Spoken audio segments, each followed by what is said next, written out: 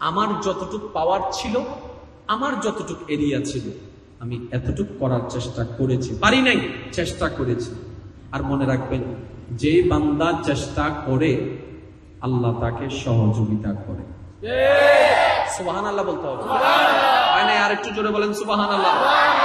যে বান্দা নিজেকে পরিবর্তন করার হওয়ার চেষ্টা করে, আল্লাহ তাকে পরিবর্তন হওয়ার জন্য সুযোগ করে। হুজুররা মাঝে মধ্যে ওয়াইজে বলে না, সুদের বিপক্ষে বলে না, অনেকে রাগ করে না। আচ্ছা, এখানে হুজুরের লাভ কি? সুদ নিয়ে কথা বলে হুজুরের লাভ কি? আপনি যে রাগ করছেন, হুজুরের লাভ কি? হুজুর তো আপনাকে চিনেই না।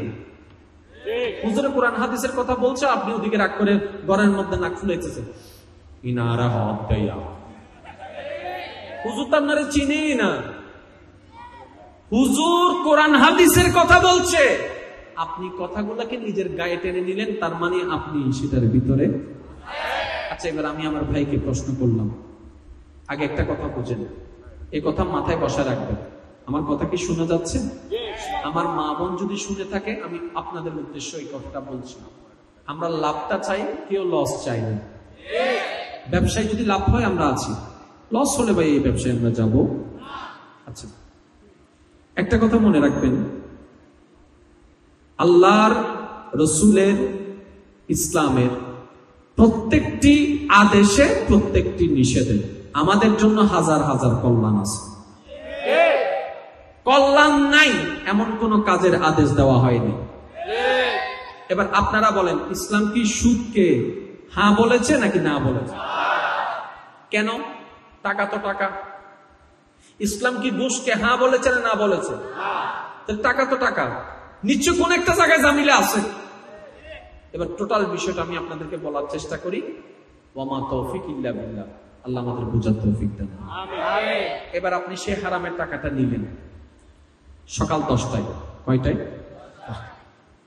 আপনার চাকরি ছুটি হলো 4টায়। পরের দিন আপনার স্ত্রী বললেন, আগামী দিন আমাদের ঘরে বাজার লাগবে।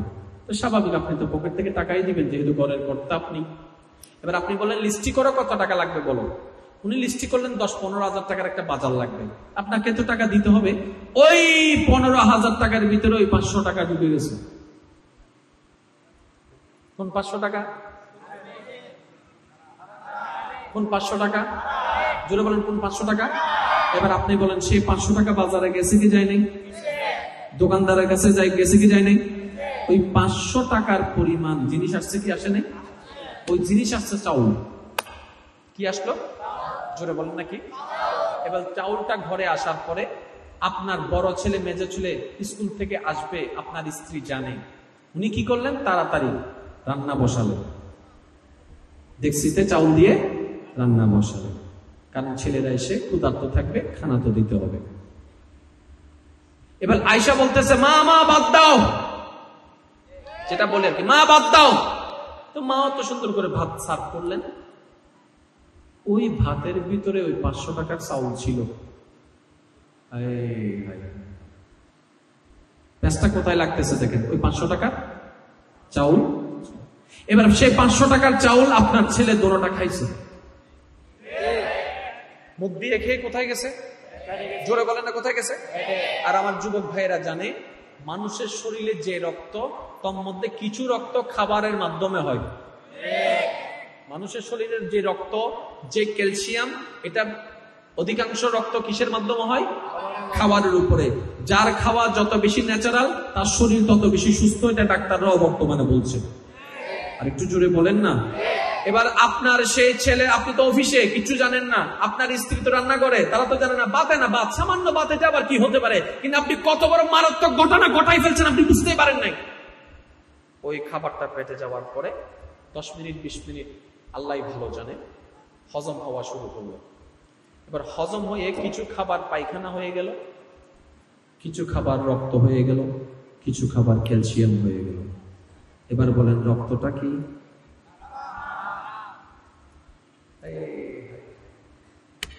আর আপনারা জানেন, সারা শরীরে রক্ত সার্কুলার হয় হার্ট থেকে। সুবহানাল্লাহ বলতে হবে। ঠিক বললে সওয়াব না পাইতে পারেন, কিন্তু সুবহানাল্লাহ বললে রবের প্রশংসা করলে একটা জান্নাতে কাজ লাগাই যাওয়ার সুযোগ হয়ে যেতে পারে। যার যত শক্তি আছে বলেন না সুবহানাল্লাহ। মানব দেহের সারা শরীরে রক্ত যত সার্কুলার হয় সব হয় হার্ট থেকে, আর হার্টের আওয়াজটা কম বেশি আমাদের সবারই জানা আছে। আমি দেখাচ্ছি, আপনারা একটু মিলে দেখেন।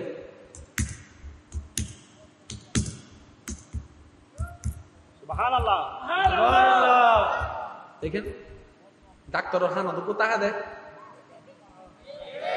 যাবার সময় ফার্মেসি পাইলে হয়তো বদনাই বিজ্ঞান দেওয়া চাই দিব, লইয়ারা লাগাই দেয়।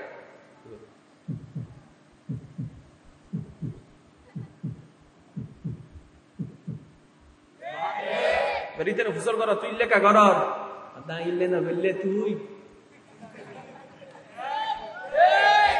ক্যাঙ্গুরু বুঝাইতাম। আচ্ছা মাঝে মধ্যে অনারাত তো নয় না, আর আওয়াজ শোনা যাত না, আর 5 মিনিট আছে, খেয়াল করুন। মাঝে মধ্যে বাড়ি উঠবা খাইলে জিনজিনে মারে না, এত কেন লাগে? এত যদি কেউ আইরা হয় আমি তোমাকে অনেক ভালোবাসি, এত ভালোবাসা ভালো লাগে না? এত যদি কেউ আইরা হয় চলো তোমাকে আমি একটু বারবিকিউ খাওয়াবো, তুই তো গেলি যাতে পারিবে হাই জিন করে যাতে মারে এত লাগে রকবে কিন্তু সিরিজের বই এত আল্লাহ লাগে আরেটা হাত দে টাকা ফুললে আল্লাহ তো দয়া বানছো, এত দয়া করতে সুবহানাল্লাহ বাজে, এত আল্লাহ দয়া করতে ইয়ে নহর কি রে, 2 দিন আগে তো নড়া হস এখন কাটা হর ইয়ে নহয়। আর আল্লাহ ইবে এত বড় দয়াবান, ডর করে অন্য সুবহানাল্লাহ। হৃদয়ের জানালাটা খুলে দাও না, হৃদয়ের জানালাটা খুলে দাও না, প্রভুর প্রেমে মন সারা দাও না, বান্দা প্রভুর প্রেমে মন সারা দাও না। যারা সুকরিয়া আছে তারা কি আল্লাহ অবশ্যই মানলাম নাই, তারা খবর টবর যাইতো না মানলাম কেন আজীবন করে এটা তাই যে আতন বড় অবাক লাগে। আল্লাহর প্রশংসা যদি বান্দার মনতুন মুকুতুন বাইর নয়, আর হার প্রশংসা বাইর হইতে পারে বেগুনি ইমানি আওয়াজে। হৃদয়ের জানালাটা খুলে দাও না, হৃদয়ের জানালাটা খুলে দাও না, প্রভুর প্রেমে মন সারা দাও। বিশ্ব মালিক যিনি আল্লাহ মহান, সৃষ্টি তারই এই নিখিল জাহান, আল্লাহ আল্লাহ রবে সবই দিওয়ানা, প্রভুর প্রেমে মন সাড়া দাও না, বান্দা হৃদয়ের খুলে দাও না, প্রভুর প্রেমে মন সাড়া দাও। উচ্চ আওয়াজে একবার বলেন মারহাবা। মাহফিল কমিটিকে ধন্যবাদ এত সুন্দর একটা বিষয় বাছাই করার জন্য। আমি অনুরোধ জানাবো, এখানে অনেক মাহফিল কমিটি আছেন, আমরা যেন গতানুগতিক বিষয় থেকে বের হয়ে আসি। আর জীবনভর দিলে দেবে নারীর পর্দা, নারীর পর্দা, নারীর পর্দা, क्या पुरुषुर পর্দা আছে দিয়ে বেটা না হওয়া না, আর জোর হনা দুনওয়ান হনা দরকার আছে না নাই? গায়ে হলো তুমি দিল্লে করি জন্মানা মাই ফকলে এত হইতে লাগবো, ফকলের উদ্যোগ কেনা নিয়ম করে হওয়া না তো এনার মা বইন কলে হবু তো ন হবু কবু ইসলাম উম্মিতি আর আর হতা জিল্লা আছে, ফকলেরও নিষেধ আছে, তো ইসলামের প্রতি সম্মান বাড়িব দে ইয়ারা বেকিনে এক দিলে মান তুই মানিবি দি আমি মানতে না, তুই মান সম্পর্ক আর টিকিব না, জোরহনা টিকিব না, আরো জোরহনা টিকিব না। আল্লাহ বুঝিবার তৌফিক দান করুক, আল্লাহ আর বেগুনে মানি চলিবার তৌফিক দান করুক। শেষ কথায় চলে আসলাম ইমানদার ভাইরা, যদি জীবন সুন্দর রাখতে চান, পারিবারিকের মধ্যে, পারিবারিক নিয়মের মধ্যে ইসলামের অস্তিত্ব লাগবে, সামাজিক নিয়মে ইসলামের অস্তিত্ব লাগবে, বাবা হয়ে সন্তানের সাথে কিভাবে কথা বলবেন, ইসলাম থেকে শিখে নেন। সন্তান হয়ে মা বাবার দায়িত্ব কি, ইসলাম থেকে শিখে নেন। এবার আমি শ্রদ্ধার সাথে কথাটা বলি, ভুল যেটা প্রথমে বুঝেছেন সেটা আমি ক্লিয়ার করে দিচ্ছি। আপনার সন্তানকে ডাক্তার বানানোর ইচ্ছা, বানাই ফেলেন, আপত্তি নাই। আপনার সন্তানকে ইঞ্জিনিয়ার বানানোর ইচ্ছা, বানাই ফেলেন, কোনো আপত্তি নাই। আপনার সন্তানকে বেসিক ইসলামের ধারণাটাকে দিয়ে দেন। এটা যদি মনে বসে যায়, এবার ডাক্তারি মাথায় বসুক, ইঞ্জিনিয়ারের মাথায় বসুক, কোনো সমস্যা নাই। এই ডাক্তারটাই মুসলমানের মতো মুসলমান হবে, মানুষের মতো মানুষ হবে।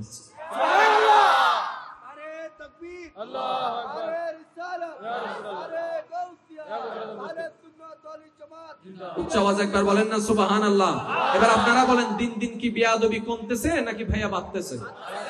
এখানে অনেক বড় ভাইয়া আছে যাদের সামনে ছোট ভাইয়ের একসময় কথা বলতে পারে নাই। আজকালকার ছোট ভাইয়েরা দেখেন, শ্রদ্ধা কি বাড়তেছে না কমতেছে? আমরা যেটাকে ইজি মনে করি, এটা আমাদের সমাজের জন্য করোনা ভাইরাসের চাইতেও মারাত্মক। বুঝতেছি না যে আমরা জীবনে কোনোদিন কিশোর গ্যাং এর নাম শুনি নাই। এখন কি কি বলে, কিশোর গ্যাং, কিশোর গ্যাং, কিশোর গ্যাং। আজীব ব্যাপার। আপনি যেটা ফেসবুকে ইউটিউবে দেখতেছেন, পত্রিকায় দেখতেছেন, আপনি ওই আর কি দণ্ডই দে অবাধ্য ন বাইরে জীবেন ডাইতারে পারফর্মাইয়েরও দরিদ্রে। সেজন্য বলি, আগে থেকে আপনার কিচ্ছু করা লাগবে না, শুধু একটা কাজ করবেন, আপনার ছেলে মেয়ের অন্তরে আল্লাহর ভয়, নবীর প্রেমটা ঢুকাই দেন, বাকি কাছে হয়ে যাবে। বলতে পারি না আমার সোনার মদিনা, আমার প্রাণের মদিনা, সব ভুলিব কিন্তু তোমায় বলতে পারি